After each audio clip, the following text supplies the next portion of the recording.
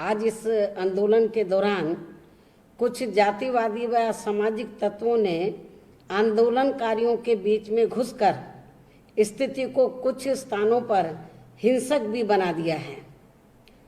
तो जिसमें कुछ जगह जानी माली नुकसान भी हुआ है। उसकी हमारी पार्टी कड़े शब्दों में निंदा करती है और इस मामले में वहाँ के पुलिस व प्रशासन से मैं ये भी अनुरोध करती हूँ कि जो इस किस्म के तत्व हैं तो उनके खिलाफ सख्त से सख्त कानूनी कार्रवाई की जाए और इन असामाजिक तत्वों जातिवादी तत्वों के आड़ में तो जो दलित और आदिवासी लोग जो आज अपने हक और हकूक के लिए जो आंदोलन कर रहे थे, तो इनके आड़ में उनको बलि का बकरा ना बनाया जाए। ये भी मेरा शासन प्रशासन से ये कहना है, और यदि ऐसा किया गया तो हमारी पार्टी चुप नहीं बैठेगी और फिर हमारी पार्टी इसको लेकर जबरदस्त आवाज उठाएगी। और इस संबंध में मैं ये कहना चाहूँगी कि केंद्र में प्रधानमंत्री श्री नरेंद्र मोदी की सरकार व बीजेपी की विभिन्न राज्यों की सरकारों के दलित व पिछड़ा वर्ग आदि विरोधी होने के कारण, खासकर दलित व पिछड़ा वर्ग आदि विरोधी होने के कारण, तो इनके दामन पर घोर जातिवादी होने का जो गहरा बदनुमा धब्बा लगा हुआ है वह ऐसे ही नहीं लगा है, बल्कि उसके पीछे इनकी कथनी व करनी में जमीन आसमान का अंतर होने के साथ साथ इनकी संकीर्ण व जातिवादी सोच व मानसिकता एवं गलत कार्य प्रणाली भी दोषी है, और जो अब तक भी किसी भी प्रकार से खत्म होने का नाम नहीं ले रही है, और जिससे आज पूरा देश पीड़ित व परेशान भी है। इनकी इसी जहरीली जातिवादी सोच व कार्य प्रणाली का ही परिणाम है कि इस देश में दलित व पिछड़े वर्ग के करोड़ों लोगों को उनका कानूनी व संवैधानिक हक नहीं मिल पा रहा है। पूरे तौर से उनको कानूनी व संवैधानिक हक नहीं मिल पा रहा है, अर्थात वे इन अधिकारों से वंचित होते चले जा रहे हैं। जो अधिकार परम पूज्य बाबा साहब डॉक्टर अम्बेडकर ने तो काफ़ी अथक प्रयासों के बाद इन दबे कुचले लोगों को, दलितों को और आदिवासी समाज के लोगों को दिलवाए हैं तथा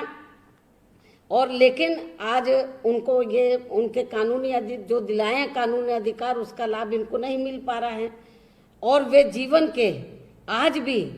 जो वीकर सेक्शन के लोग हैं, जो दलित और आदिवासी लोग हैं, वे आज भी जीवन के हर क्षेत्र में अन्याय व शोषण का बुरी तरह से शिकार हो रहे हैं। इतना ही नहीं बल्कि खासकर वह दलित व आदिवासी समाज के मामले में तो ये बीजेपी की सरकार का रवैया काफ़ी ज़्यादा घोर जातिवादी बना हुआ है, हीन व जातिवादी बना हुआ है, दलित इन वर्गों के प्रति हीन व जातिवादी बना हुआ है, जिससे इस समाज के सामने फिर से अंधकार युग में जाकर गुलामी का जीवन जीने को मजबूर होने का खतरा फिर से पैदा होता चला जा रहा है। खास तौर से वर्तमान स्थिति में तो हमें पूरा इस तरीके से ये महसूस हो रहा और लग भी रहा है। और इस सब को बीजेपी अपनी सरकारी शक्ति व संसाधन के गलत इस्तेमाल करके बढ़ावा दे रही है, जबकि देश का संविधान व यहाँ का कानून इनको इसकी कतई इजाज़त नहीं देता है। इसी क्रम में देश में अनुसूचित जाति जनजाति अन्याय जनजाति अत्याचार निवारण कानून 1989 को भी दलित कर्मचारियों को मिलने वाले पदोन्नति में आरक्षण की सुविधा की तरह ही लगभग निष्क्रिय व निष्प्रभावी बना दिए जाने के खिलाफ देश भर में व्यापक आक्रोश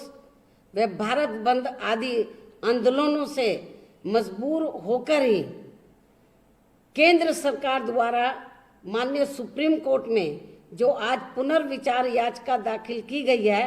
वह बहुत ही जरूरी थी। और इसमें इन्होंने जो ये पुनर्याचिका दाखिल की है, ये इसको दाखिल करने में काफ़ी समय लगाया है, और यदि ये समय से दाखिल कर देते तो शायद जो दलित और आदिवासी समाज के लोग हैं उनको आज भारत बंद करने की जरूरत नहीं पड़ती। परंतु ये सरकारी प्रयास पहले की तरह केवल दिखावटी व गुमराह करने वाला नहीं होना चाहिए, बल्कि पूरी तैयारी व मजबूती के साथ केस की प्रस्तुति करके SC/ST कानून को दोबारा उसे उसके असली रूप में तत्काल बहाल कराना चाहिए। वैसे तो प्रधानमंत्री श्री नरेंद्र मोदी व बीजेपी की इनके विभिन्न राज्यों की सरकारों में खासकर दलितों,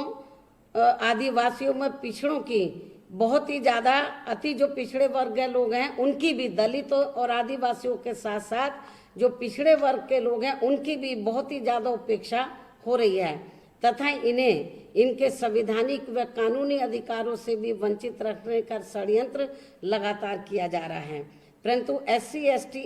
कानून 1989 को पूरी तरह से बेअसर बना देने की प्रधानमंत्री श्री नरेंद्र मोदी व महाराष्ट्र बीजेपी सरकार की साजिशों ने इन वर्गों के लोगों को काफ़ी ज़्यादा आक्रोशित व आंदोलित कर दिया है, जिस कारण ही इन लोगों ने मिलकर आज भारत बंद का आयोजन किया है, जिसको व्यापक जन समर्थन मिला है। और बीएसपी इसके लिए उन सभी का शुक्रिया व आभार भी प्रकट करती है, तथा उन्हें आश्वस्त भी करना चाहती है कि हमारी पार्टी पहले की तरह ही इन सभी मामलों में अपनी जबरदस्त भूमिका व संघर्ष को लगातार जारी रखेगी। इस बारे में मैं बता देना चाहती हूँ, ये भी बता देना चाहती हूँ कि हम संसद में नहीं हैं। मैं आज पार्लियामेंट में संसद में नहीं हूँ। मैं संसद में नहीं हूँ तो क्या हुआ? संसद के बाहर की हमारी राजनीति व जीवन संघर्ष श्री नरेंद्र मोदी की सरकार को घुटने टेकने पर मजबूर करता रहेगा। जैसा कि किसानों की खेती हर जमीन जबरदस्ती अधिग्रहण करने के मामले में सरकार को अपना निर्णय वापस लेना पड़ा था। वैसे तो इन वर्गों के लोग पहले से ही सरकारी क्षय व संरक्षण के कारण जातिवादी हिंसा व उत्पीड़न से काफी ज्यादा पीड़ित व परेशान हैं, परंतु इस संबंध में SC/ST कानून को एक प्रकार से कागज का टुकड़ा बना देने से इनके सबर का पैमाना या इम्तहान, इसका जो नापने का जो सबर का पैमाना है वो छलक गया है, और वे लोग भी किसानों की तरह ही, ये लोग भी किसानों की तरह ही सड़कों पर उतर आने को अब मजबूर हुए हैं। इसके साथ ही ये भी सर्वविदित है कि खासकर दलितों व आदिवासियों के संवैधानिक अधिकारों पर लगातार कुठाराघात हो रहा है, और सरकारी मंत्रालयों का लगातार निजीकरण करके तथा बड़ी बड़ी सरकारी योजनाओं को धन्ना सेठों की प्राइवेट कंपनियों को देकर सरकारी नौकरियों में आरक्षण की सुविधा को पहले ही लगभग समाप्त कर दिया गया। अब ना के बराबर रिजर्वेशन रह गया है, इसलिए प्राइवेट सेक्टर में भी आरक्षण की व्यवस्था तत्काल लागू करने की जरूरत है, जिसके लिए बीएसपी काफी लंबे समय से संघर्षरत भी है, तथा हमने उत्तर प्रदेश में अपनी चौथी रही सरकार में ऐसा करके भी दिखाया है। हमने प्राइवेट सेक्टर में भी रिजर्वेशन की व्यवस्था की थी। इसके अलावा सरकारी षड्यंत्र के कारण नौकरियों में पदोन्नति में आरक्षण की सुविधा पहले से ही लगभग निष्क्रिय व निष्प्रभावी बनकर रह गई है। ये भी आप लोगों से छिपा नहीं है, जिससे इस वर्ग के लोग बुरी तरह से प्रभावित हुए हैं।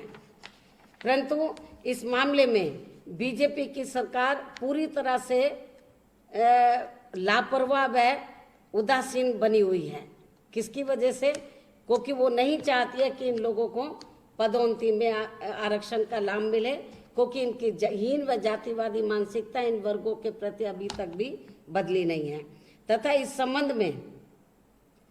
राज्यसभा से पारित संविधान संशोधन विधेयक को लोकसभा से पारित ना करके संबंधित तो मायावती ये भारत बंद चल रहा है और इसके दौरान जो आंदोलनकारी के साथ साथ उग्रवादी माफी चाहेंगे अराजक तत्व जो घुस गए हैं